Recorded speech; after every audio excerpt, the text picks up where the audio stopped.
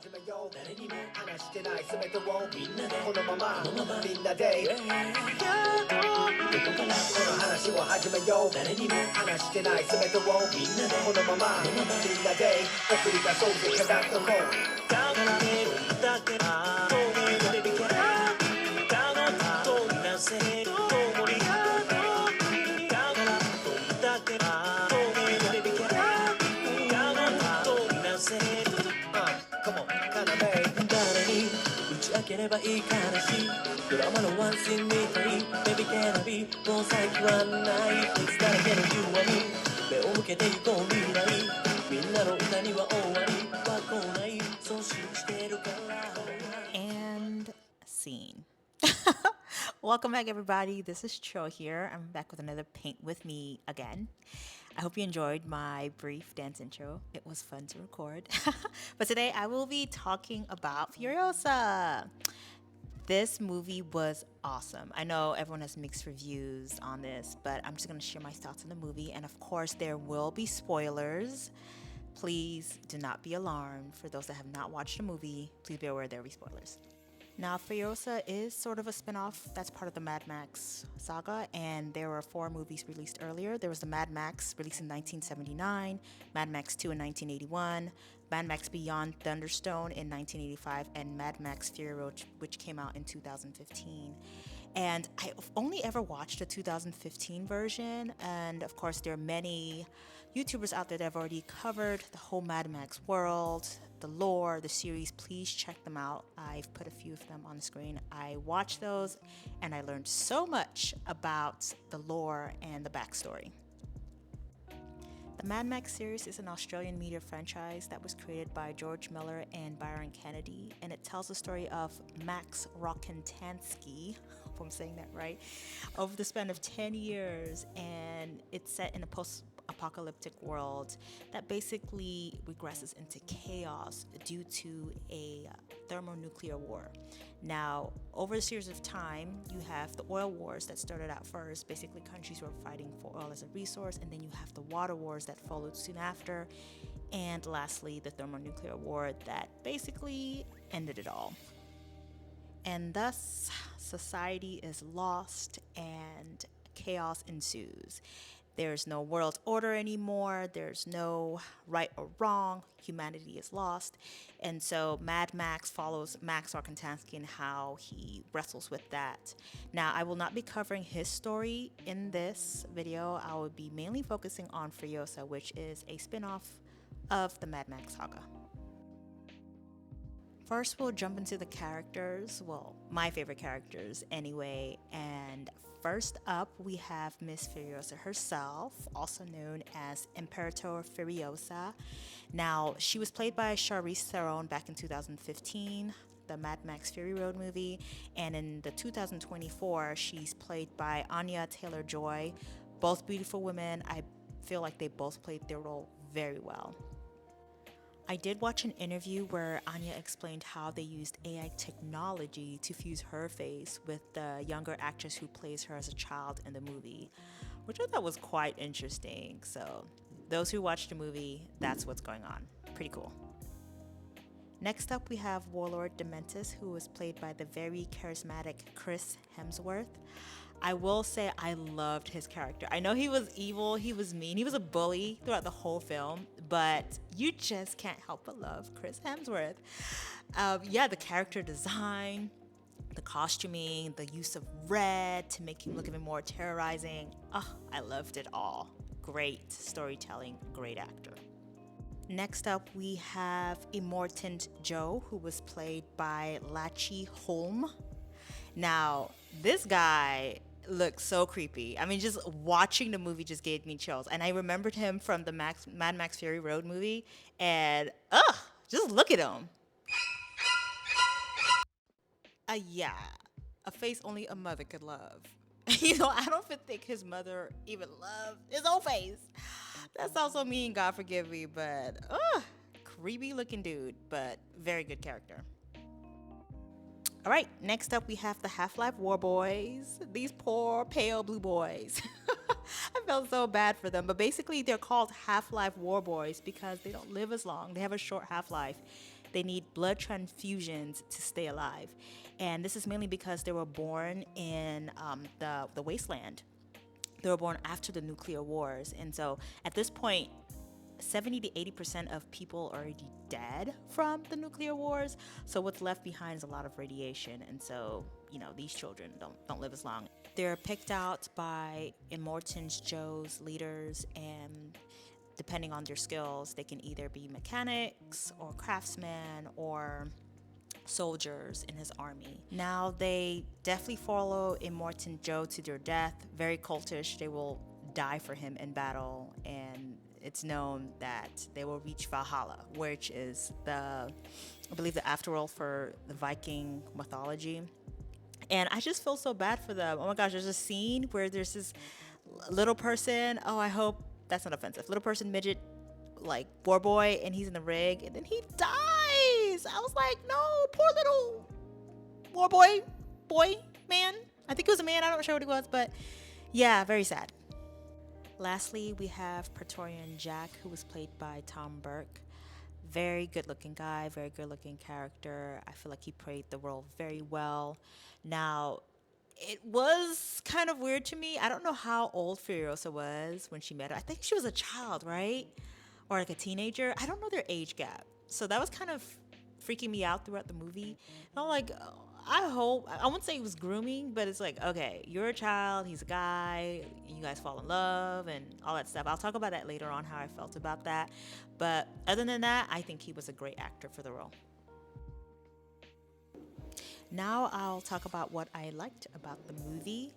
I will say the first thing, beautiful cinematography, the shots, the lighting, the way they would do an overcast of shadow and light, just focusing on the eyes, made me think of those old Hollywood glam movies. But yeah, and of course the world building, the storytelling. I didn't watch the previous three movies before Fury Road. I did watch Fury Road, the 2015 one, and I just feel like they add to the story. They do a good job of keeping the consistency. Now, I do know the creator George Miller did mention that these movies do not go in chronological order necessarily. They're kind of like folk tales or folklores about Mad Max. So that definitely gives them creative freedom to add and take away and create different timelines like this. So very beautiful storytelling. Another thing I liked about the movie was the idea of using materials within the world to build with. So even with Furiosa's car at the end of the movie that we even see in Mad Max Fury Road, of how the cars are built with parts that they find around. So think of a junkyard, they're finding tires, they're finding metal, they're wielding and melding things together to make machines. I loved how they stay true to that. And George Miller does a really good interview where he talks about how they wanted the world to feel very real in that manner of building this post-apocalyptic world where there are no there are very scarce resources, and so all the people are left with are these scraps that they have to use and build machines. I really did like that. Now, there's a scene at the start of the movie where it shows Furiosa reaching for the apple. So this is before she's been snatched and taken away to the wastelands. And of course, her friend's on the side saying, "Hey, Furiosa, it's time to go. Let's go, girl. Leave that apple alone." And you see her pushing her limits. And it made me think of me when I was that age. I would say I was very strong-willed. So right off the bat, it sets the precedence of how Furiosa thinks, the world she comes from, and even her mother when she goes after her, and even all the way to Dementis' camp. And it shows how Furiosa is resourceful and how intelligent she was, how she thinks about taking out one or two riders, even the rider at the end. And I just loved how they set the pace of who Furiosa was in the first minute or 30 minutes or so. And of course, who can forget the great actors and actresses that were in this film? Now, Anya played a very good Furiosa. Although I don't think she looks, of course, similar to Charlize Theron, but just the way she conveyed the fierceness, the anger towards the end, especially when she tried to get revenge from Dementis, very beautiful. Even Dementis himself, he was a good portrayal of what was lost, and that was a reoccurring theme throughout the movie, was loss, a great loss to many of the characters, and how do they move along? How do they heal from that? There's not much time to heal in that world where you're just struggling to even survive. There's even a moment within the movie where Dementus talks about something has been taken from me, therefore nobody else gets to have any hope. Hope was taken from him, and he was very angered by that, even to the point where he would kill and he would just torture people because that was a world absent of hope, and if he couldn't have it, no one could. It was very deep and very sad.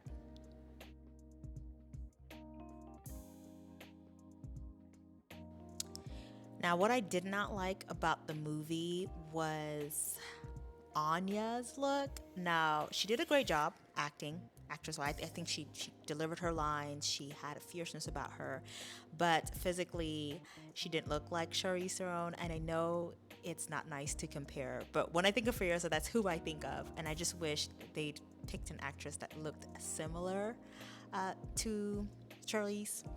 But other than that, she did do a good job of delivering her lines and showing the pain and sorrow and anger that Furiosa would convey. Now, towards the end, she does encounter Dementus. She finally finds Dementus, and she goes on about revenge and she wants her family back and all those things. And the ending was surprising. I mean, that man had a tree growing out of his sack. That was so unexpected. I mean, I believe it was a fitting end, but that monologue about how she's like, give them back to me, I want them back. I just thought it was kind of cheesy. Like, at this point, surely she knows she can't get her family back. And I suppose they're trying to draw the connection between how there's a theme of loss and revenge in their world. But it was just like, girl, now that's not what I would be asking that man. But I did think the ending was fitting for what he did to her. Another thing I did not like about the movie was the plot progression. Some scenes happened off screen, like how she fell in love with Praetorian Jack was just so weird to me. There was a scene where she's falling asleep and he like walks up to her or crawls up to her, and she just wakes up out of her sleep and she tries to stab him, and he holds her hand, and then you're looking at each other. I was like, okay, how do you go from that to falling in love? And I get it, they spend a lot of time together, but I feel like they could have shown more scenes with that. Even when she escapes the inner chambers for where the wives were, and how she got away. How she got away from that big dude? I don't know how Furiosa flung her little self on that huge, what was it even? Like a huge pole or something like that, and how she got down and she had a wig. She made herself a wig. I just wish they had shown how she got away from that and who, helped raise her, and how did she survive, and how did she get to work on the rig. So just all of that happened off screen. I wish they shown more of that. Even with Dementus, his story progression, they did talk about, he did mention how he lost his family and he carries that teddy bear. That's how he remembers his children. I just wish they'd dove more in his backstory. Also with the history man, that elderly guy with a lot of tattoos that was with Dementus, I wished he talked more about how he came to be in Dementus's gang and what he's seen and what he's gone through. I don't know. Maybe it's just me. I just love showing or learning about history in that way. Overall thoughts and takeaways for the movie. I would say there's a beautiful, consistent theme of loss and the allegory of life, where characters contend with doing what's right, duty for their fellow human being, or self-preservation. That's very consistent. We see that with Dementus, we see that with Furiosa, we even see that with Immortan's Jack. Even with Praetorian Jack, he talks about how he built his crew and he lost it in a day. It's hard to get close to people in that world because you could lose them at any time. So that's very hard. And then on the other side of the spectrum, you have Dementis, who has lost his family and lost people dear to him, but then goes on a tirade of just consuming and destroying everything around him. Another thing was the idea of revenge tastes sweet, but leaves a bitter aftertaste. Chasing revenge brings nothing. We see that at the end with Furiosa, how she questions Dementis. Even with Dementis himself, he's riding around looking for revenge, but revenge against whom? I believe he killed the people who killed his wife, but even then, it wasn't satisfied, right? He is still hungry, looking for resources. I believe he takes on the bullet farm. He wants to acquire more land, more territory, more soldiers. So it's never-ending cycle. It never ends well, but yet we still chase it. So yeah, something to think about. And lastly, loss is a great thing. And not only losing the people that you love, but losing yourself, losing who you knew yourself to be. You slowly morph over time, and looking back, you're like, wow, I'm not the same person. We see that especially with Furiosa, how she was a fierce, innocent girl at the start of the movie, and how she becomes heartless and cruel. Good movie overall, will highly recommend it. And yeah, I hope you guys enjoyed this paint with me. Let me know if you like this kind of stuff. I'm still a fairly new YouTube channel, so I'm trying to find what I like, what I think my viewers would like. I do love adding to my sketchbook, so this kind of gouache painting is enjoyable. Thanks for watching my paint with me. I hope to see you on the next YouTube video. Please like, share, and subscribe, and goodbye.